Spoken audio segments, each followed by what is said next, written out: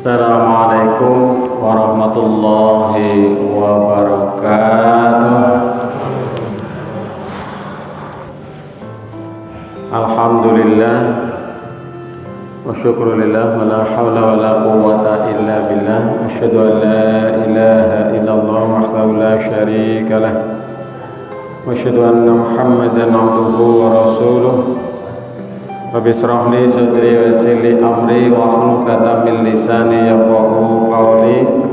Amma ba'du. Bapak Ibu yang dirahmati Allah, yaitu kita akan meneladani Nabi Ibrahim alaihi salam. Karena diantara teladan yang bisa mendidik anaknya dengan baik adalah Nabi Ibrahim alaihi salam. Ya, semua nabi bagus mendidik anak-anaknya, tapi yang ingin kita ambil petik hikmahnya malam hari ini adalah kisah Nabi Ibrahim. Karena banyak juga nabi yang mendidik anaknya belum begitu sempurna, seperti Nabi Nuh. Ya, Nabi Nuh bahkan tidak bisa mengislamkan istri dan anaknya yang bernama Kan'am. Luar biasa, Pak. Anaknya, Pak. Jadi kalau kita sekarang misalnya ada anak kita yang tidak sesuai dengan harapan kita, ya kita bersabar.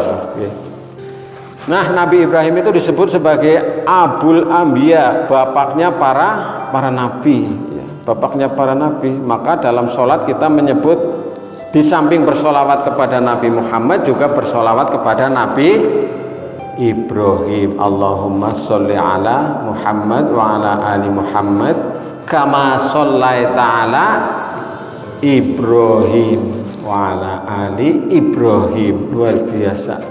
Tiap hari kita menyebut, ya, mendoakan kepada Nabi Ibrahim alaihissalam, karena memang luar biasa ini Nabi. Kemudian Nabi Ibrahim juga disebut sebagai, kalau dalam ilmu teologi, ilmu usuluddin itu sebagai bapak monoteisme atau Abu Tauhid. Nah, karena Nabi Ibrahim yang dulu berpetualang menganggap bahwa bulan itu Tuhannya, matahari itu Tuhannya, bulan itu Tuhannya. Ternyata bukan. Yang disebut Tuhan adalah Allah Subhanahu wa Ta'ala. Ini kemudian diabadikan Nabi Ibrahim ini sebagai, ya, bapaknya monoteisme atau ketuhanan, ya, ketuhanan yang Maha Esa. Bagaimana dia menganggap matahari, bulan dan bintang sebagai Tuhannya, ternyata bukan. Kemudian yang ketiga, Nabi Ibrahim itu disebut sebagai Khalilullah, sebagai kekasih Allah. Dan siapakah yang lebih baik agamanya daripada orang yang ikhlas, yang menyerahkan dirinya kepada Allah, sedang dia pun mengerjakan kebaikan, dan ia mengikuti agama Ibrahim yang lurus, dan Allah mengambil Ibrahim menjadi kesayangannya. Wattakhadallahu Ibrahima khalila. Dan Allah mengambil Ibrahim menjadi kesayangannya. Ini dalam surat An-Nisa ayat 125. Maka Bapak Ibu saudara sekalian, kita mengambil ibrah, pelajaran hikmah. Kita berusaha menjadi orang-orang yang disayangi oleh Allah. Disayangi oleh bos, oleh kepala, oleh atasan aja kita seneng luar biasa, nggih. Nah, disayangi oleh mitra kerja kita, disukai oleh orang-orang manusia, atau disukai oleh anak buah dan seterusnya, apalagi disayang oleh Allah Subhanahu wa Ta'ala.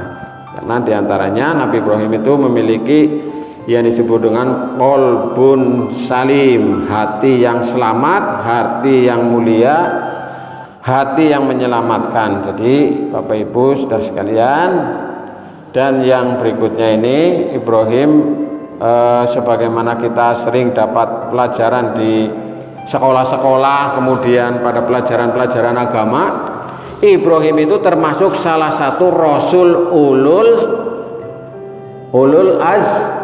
azmi. Apa itu rasul ulul azmi? Yaitu rasul yang memiliki ketabahan dan kesabaran yang luar biasa dalam menghadapi ujian. Ini berat sekali, ya. Jadi yang termasuk Rasul Ulul Azmi dalam Al-Quran itu menurut para ulama disebutkan yang pertama adalah Nabi Nuh, yang kedua Nabi Ibrahim, yang ketiga Nabi Musa, yang keempat Nabi Isa, dan yang kelima adalah Nabi Muhammad Sallallahu Alaihi Wasallam. Nah ini sekilas informasi tentang Nabi Ibrahim alaihi salam. Lalu apa yang kita ambil pelajaran dari Nabi Ibrahim? Bagaimana karakter, sifat, dan kebiasaan Nabi Ibrahim yang dapat kita ambil pelajaran? Yang pertama adalah Nabi Ibrahim itu sangat kritis terhadap lingkungan atau terhadap kejadian yang ada. Jadi Ibrahim sangat kritis terhadap keadaan yang ada, yaitu Nabi Ibrahim tidak mengikuti kepada keyakinan agama atau kebiasaan ayahnya, di mana ayahnya itu menurut cerita itu adalah seorang pembuat patung atau berhala. Coba bayangkan Bapak Ibu Saudara sekalian, seorang anak, ya, orang tuanya itu adalah pembuat dan pengedar atau penjual patung, ya, enggak penjual pawon apa penjual apa penjual patung, luar biasa. Maka dalam Al-Quran diabadikan itu, ya. Dan ingatlah di waktu Ibrahim berkata kepada bapaknya, ya, bapaknya itu ada yang menyebut Azar ini, ya. Di antara mufasir ada yang berpendapat bahwa yang dimaksud ayahnya itu adalah pamannya. Jadi ada yang mufasir menafsirkan bahwa yang disebut bapaknya oleh Nabi Ibrahim itu adalah pamannya. Ini sebagian mufasir, ya. Nah, dalam Al-Quran surat Al-An'am disebutkan, dan ingatlah ketika di waktu Ibrahim berkata kepada bapaknya yaitu Azar, pantaskah kamu menjadikan berhala-berhala sebagai Tuhan-Tuhan?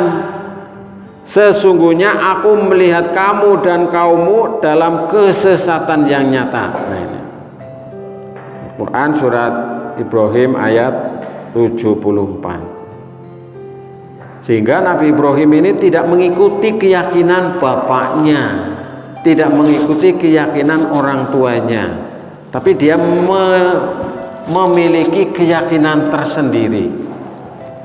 Coba ini kita bayangkan bagaimana seorang anak yang sudah sedemikian kritis, sedemikian cerdas menyikapi sesuatu yang tidak sesuai.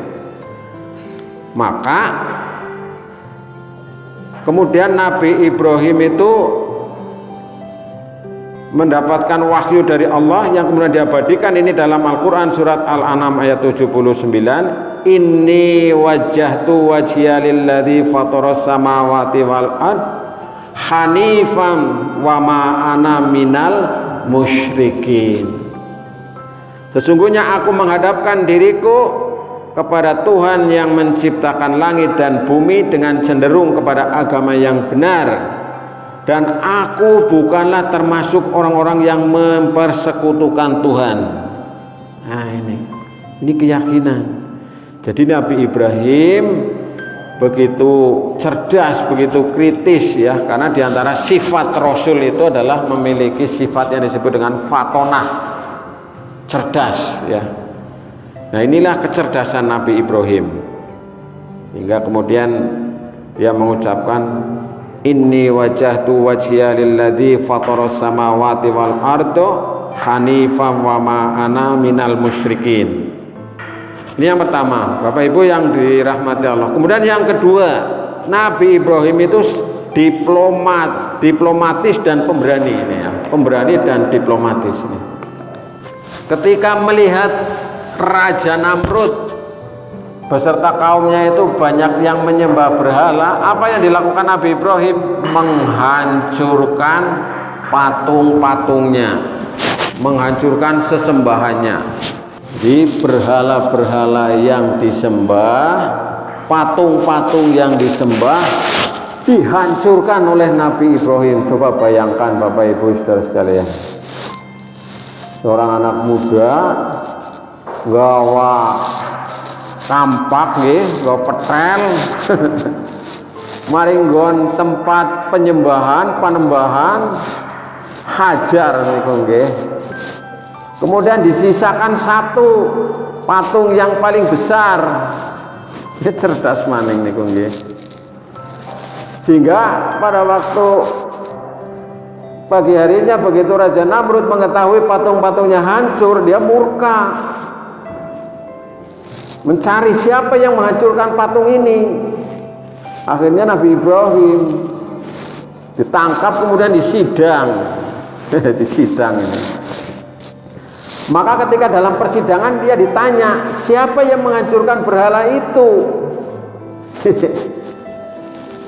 Ya, kalau kita mungkin jawab, ya saya yang menghancurkan, mau apa begitu ya, saking kendeles ya. Tapi Nabi Ibrahim tidak. Nabi Ibrahim menjawab, tanyakan saja kepada berhala yang paling besar yang belum rusak. Sebenarnya jika para musyrikin itu mau menggunakan otaknya, mereka sudah tahu dengan maksud perkataan Nabi Ibrahim. Bagaimana kami bertanya kepadanya? Bukankah dia hanyalah patung, benda mati? Maka dijawab lagi oleh Nabi Ibrahim alaihi salam dengan lebih tegas.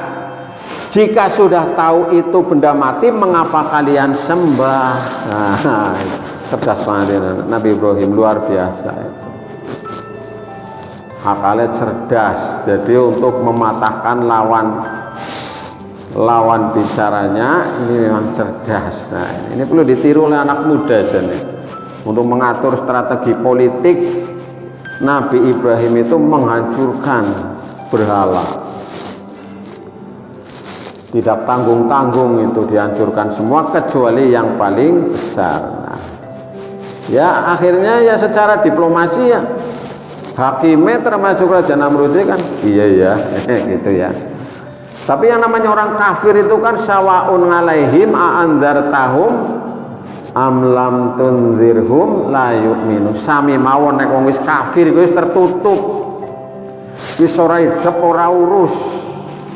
Arep dinasehati nang ngaring Nabi Ibrahim sekalipun sing wis genah cetha welo-welo kaya niku tetep bae ing dalam kekufuran. Maka Nabi Ibrahim kemudian tetap dianggap dia yang menghancurkan. Sehingga kemudian dihukum dengan cara dibakar hidup-hidup itu. Dibakar surip dan. Tapi dengan izin Allah, kun bardan wasalaman ala Ibrahim. Geni, kowe pada adem. Selamatkan Ibrahim. Geni kan manut karo sing gawe geni. Umumnya geni gue panas. Tapi atas izin Allah tidak membakar Nabi Ibrahim, tidak menghanguskan Nabi Ibrahim, tidak mematikan Nabi Ibrahim. Tangi maning ketekel-ketekel kayak niku. Nah, luar biasa Ibrahim. Dibakar orang wedi niku Pak nggih. Mboten wedi, nabi nggih. Pokoke nabi niku kan wis mikire wis surga nggih. Di sisi lain nabi itu adalah rasul, nabi, tapi di sisi lain juga manusia biasa. Luka ya bisa luka. Nabi ya lapar nggih, lapar ya makan gitu. Monggo jenengan nggih sing badhe dahar mangga nggih. Nah niku. Ampun diangguraken niku. Nggih, maskernya dicopot sawetawis. Ini luar biasa Nabi Ibrahim. Jadi kita mengambil pelajaran ya. Berani karena benar kayak niku nggih lagi zaman cilik pepatah berani karena benar, takut karena salah. Yang ketiga, Nabi Ibrahim itu memiliki ketaatan luar biasa, taat setaat-taatnya Pak Betul. Tanpa takon-takon, tanpa napa taat dari Gusti Allah niku sami'na wa ata'na. bahkan diberi perintah oleh Allah untuk menyembelih anaknya itu, dilaksanakan. Tapi takokna gisit mari anake, men aja kaget di ababani. Bagaimana dalam surat As-Saffat ini 102 yang biasanya ini sering disebut pada khutbah Idul Adha ini ya. Maka tatkala anak itu sampai pada umur yang sanggup, ini, falamma balagha mahu sa'ya, kemudian Ibrahim berkata, "Hei anakku, sesungguhnya aku melihat dalam mimpi bahwa aku menyembelihmu, maka fikirkanlah apa pendapatmu." Lalu anaknya menjawab, yaitu Ismail, "Hei bapakku, kerjakan apa yang diperintahkan kepadamu, insya Allah kamu akan mendapatiku termasuk orang yang sabar." Luar biasa nih Pak, langkah-langkah Ibrahim begitu siap, karena mimpinya Nabi kan beda kali mimpinya kula jenengan sami nggih. Nang mimpine kula jenengan sami itu kembang turu, kembang tidur, bunga tidur. Nah, mimpinya Nabi Ibrahim apa? Supaya menyembelih anaknya. Nabi Ibrahim begitu mendapat mimpi itu disampaikan kepada anaknya tanpa ragu-ragu. Wong tuane takon mari anake konti sembelih. Jawab anake kepripun niku, Pak? "Hei bapakku, kerjakan apa yang diperintahkan kepadamu." Laksanakan, Pak. Kayak gitulah. "Insya Allah kamu akan mendapatiku termasuk orang yang sabar." Laksanakan, Pak. Mengko bapak arep ngerti nek aku ge termasuk wong sing sabar. Luar biasa ini. Pada bae ramane karo anake, ketaatannya kepada Allah Subhanahu wa taala. Nah, sing dikarepna kaya niki, Pak. Bapake karo anake pada bae keimanane. Aja selenta kaya Nabi Nuh karo Kanaan. Anakku ngene iki numpak perahu. Banyune wis gede banget di dalam maning kerem. Ora, Pak, aku arep munggah gunung kae sing dhuwur kae, Pak. Nabi Ibrahim taat kepada Allah yang luar biasa, Ismail taat kepada kedua orang tuanya luar biasa. Dulu waktu Ibrahim itu supaya meninggalkan kotanya juga, dia meninggalkan kota. Si bayi Ismail tinggal bayi, karena apa? Perintah Allah. Maka kemudian nanti banyak hikmahnya. Nah, kalau kita ini masih mikir-mikir kalau ada perintah Allah, maka Bapak Ibu saudara sekalian, ketika ada perintah Allah kita berusaha untuk sami'na wa ata'na, kami mendengar dan kami taat sebisane segodage semampune sekuate. Nah, ini yang ketiga. Kemudian yang keempat, Bapak Ibu saudara sekalian, Nabi Ibrahim itu sangat gigih dalam mencari kebenaran.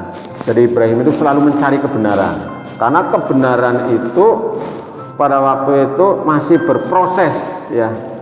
Kalau sekarang kebenaran itu sudah ada, sudah ditunjukkan. Ihdinas siratal mustaqim, tunjukkanlah kami jalan yang lurus, itu sudah ada. Apa itu jalan lurus? Yaitu Al-Quran dan As-Sunnah. Nabi Ibrahim itu mencari, oh iya, yang namanya Tuhan itu kalau malam hari menampakkan cahayanya terang benderang, maka saya akan menyembah kepada bulan. Tapi ketika siang hari bulan tidak ada, oh berarti ini bukan Tuhan. Siang hari muncul matahari, srengenge, ya Tuhan ge hebat banget iki. Nek esuk-esuk metu saka ngaring wetan, terus nek sore-sore kalingane langka, oh berarti dia utuh Tuhan dia. Akhirnya tadi itu mendapatkan petunjuk dari Allah Subhanahu wa taala. Nabi Ibrahim gigih dalam mencari kebenaran dan mempertahankan kebenaran. Bagaimana mungkin seorang Ibrahim itu menentang Raja Namrud, karena dia kan penguasa super power, penguasa adidaya lagi hebat-hebat, dilawan nih Pak, luar biasa. Nah, ini gigih sekali dalam mencari kebenaran.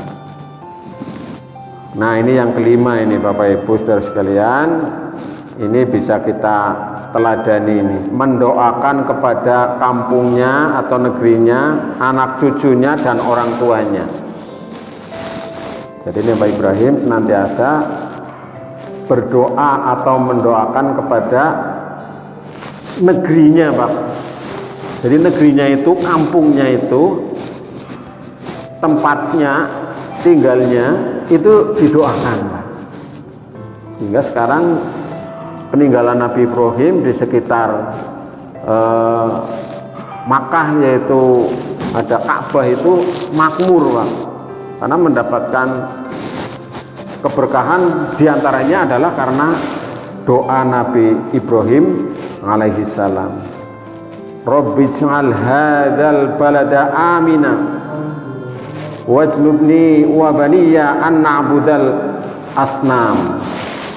Ya Tuhanku, jadikanlah negeri ini, yaitu Mekah, negeri yang aman, dan jauhkanlah aku beserta cucuku dari menyembah kepada berhala. Jadi kita berdoa kepada Allah, mudah-mudahan ya kampung kita ini Cikobang, desa kita Jenang, kecamatan kita Majenang, kabupaten kita Cilacap ini menjadi negeri yang aman, negeri yang baldatun thayyibatun warobun wabur. Nah, ini kayaknya jarang dong sing kaya niki nggih, dong aja nggak wakai dewek, bojone anake, dongakna kampunge. Moga-moga kampungku kampung sing aman, kampung yang diridhoi Allah, diberkahi Allah. Jauhkanlah aku beserta anak cucuku dari menyembah berhala. Jadi berdoa supaya saya dan anak keturunan saya Ibrahim itu berbuat musyrik, berbuat syirik ya, atau orangnya disebut dengan musyrik itu. Jadi ini doa yang luar biasa Nabi Ibrahim alaihissalam. Ini bisa kita teladani Bapak Ibu sekalian. Mungkin anak-anak kita kon sembayang angel ya, kon sholat angel. Kampung kita, negeri kita mungkin sedang carut marut, sedang terjadi pertikaian, perselisihan. Ya kita berdoa kepada Allah Subhanahu wa taala. Karena Allah lah yang mengatur segalanya. Kemudian Nabi Ibrahim juga mendoakan untuk cucunya agar rajin menunaikan sholat. Rabbi ij'alni muqimas sholah wa min dzurriyyati Rabbana wa taqabbal du'a. Ya Tuhanku, jadikanlah aku dan anak cucuku orang-orang yang tetap mendirikan sholat. Ya Tuhan kami, perkenankanlah doaku. Jadi kita ini berdoa supaya aku dan anak cucuku itu tetap rajin mendirikan sholat. Tapi bayangkan bapak-bapak niki nggih, kita rajin maring masjid. Seniki mulai periksa cek tuk siji putra putri kula panjenengan sami rajin teng masjid napa mboten, misale wis anaknya rajin kabeh, gari putune sing perek nang kene utawane putune sing adodoh pada rajin mari masjid napa mboten. Nah, ya kita berusaha sambil kita berdoa kepada Allah Subhanahu wa taala. Dan juga Nabi Ibrahim itu mendoakan juga Nabi Ibrahim kepada orang tuanya ini, sebagaimana ini doa-doanya dalam surat Ibrahim ya. Tadi surat Ibrahim ayat 40, kemudian pada ayat 41 Nabi Ibrahim berdoa juga, Rabbana firli wali walidayya walil mu'minina yauma yaqumul hisab. Ya Tuhan kami, berikanlah ampunan kepadaku dan kedua ibu bapakku dan sekalian orang-orang mukmin pada hari terjadinya hari hisab atau hari kiamat. Nah ini Bapak Ibu saudara sekalian, jadi kita memohonkan ampun kepada kedua orang tua kita. Mungkin ada yang masih ada ini nggih, Bapak Ibunya kita doakan. Apalagi yang sudah mendahului kita, sampun sedo, kita harus selalu mendoakan. Wis ora bisa beramal maning sih, kudu disuplai. Siapa sih bisa mensuplai pahala anaknya, Pak? Langsung niku menembus batas dunia akhirat, alam barzah niku anak itu luar biasa anak. Maka anak yang soleh itu adalah investasi paling berharga itu. Pokoknya paling larang regane nang alam dunia iki siapa anak yang soleh. Maka kita berusaha menjadikan anak-anak kita ini menjadi anak yang soleh. Tandanya anak soleh apa? Mendoakan kepada kedua orang tuanya. Gelem dongakna. Ya minimal Robbi fili atau Allahumma fili wali walidayya warhamhuma kama rabbayani shaghira. Dan juga Nabi Ibrahim tidak hanya mendoakan kepada kedua bapak ibunya, tapi juga mendoakan kepada orang-orang mukmin. Walil mu'minina yauma yaqumul hisab. Kepada orang-orang mukmin pada waktu terjadinya hari hisab, yaitu hari kiamat, didongakna nang ngaring Nabi Ibrahim kula njenengan sami, luar biasa. Padahal doanya Nabi itu kan makbul ya. Nah, doanya Nabi Ibrahim. Nah ini yang kelima Bapak Ibu saudara sekalian, Nabi Ibrahim ini suka mendoakan ya kepada negerinya, kepada anak cucunya, juga kepada kedua orang tuanya. Lalu yang keenam Bapak Ibu saudara sekalian, Nabi Ibrahim itu suka berdialog dengan anaknya. Jadi Ibrahim itu akrab dengan anaknya. Ada apa-apa dia disampaikan kepada anaknya. Jadi kita ini karena berbeda alam, dulu kita ini alamnya alam gonjangan, dos-dosan, seb-seban, suramanda. Siki wis alamnya beda. Alamnya siki gim-giman. Lebih pak. Jenengan kan begitu kayak padang wulan pada metu maring latar, ana sing gonjangan, ana sing dos-dosan. Siki wis pada nungsep nang kamare dewek-dewek nyekeli. Apa masya didialogan kayak kepriwe iki arep. Masa pandemi kayak luar biasa, dilalah ketabrak pandemi Pak nggih. Gelem ora gelem anak bocah kudu HP-an kowe. Luar biasa sekarang ini ujian bagi kita. Karena zaman mereka diceritakan nang Pak Sewu sini wong tuane kondur sekang ari ngendi dehem tok anaknya wis pada anak bapak ini itu nggih. Ya wis langsung kaya piye. Astone sidakep nggih. Siki ngono. Oh. Kurang seru Pak ya siki. Kene menggrek Pak. Nah ini berdialog. Nah yang terakhir Bapak Ibu saudara sekalian, yang luar biasa dari Nabi Ibrahim itu adalah kedermawanannya. Jadi dari kedermawanan Nabi Ibrahim itu pilih tanding, luar biasa ini. Jadi tiap tahun itu Nabi Ibrahim dalam kisah ini ya, walau alam ini kebenarannya ya, itu tiap tahun mengorbankan 1000 kambing, 300 sapi dan 100 unta. Iya ini. Ya tak cari ini kisahnya, mudah-mudahan bukan kisah Israiliyat ini. Tiap tahun itu Pak. Maka kemudian sekarang diabadikan menjadi berkurban.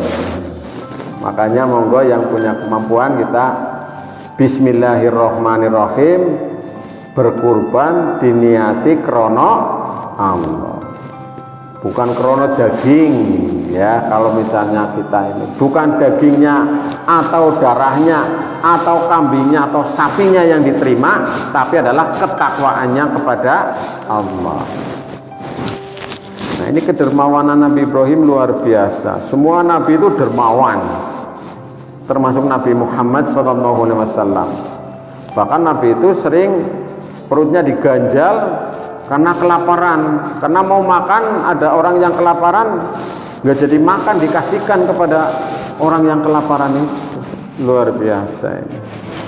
Ya kita mungkin tidak bisa seperti itu nggih. Ya kita mengambil pelajaran sebisa memang kan itu. Namanya Nabi kita tiru teladani, karena Nabi Rasul itu sebagai uswatun hasanah, sebagai suri teladan yang baik. Sekap semanten mugi-mugi wonten hikmah manfaatipun. Kita pungkasi tutup kanthi waosan hamdalah sareng-sareng, monggo. Alhamdulillah. Billahi taufiq wal hidayah. Assalamualaikum warahmatullahi wabarakatuh.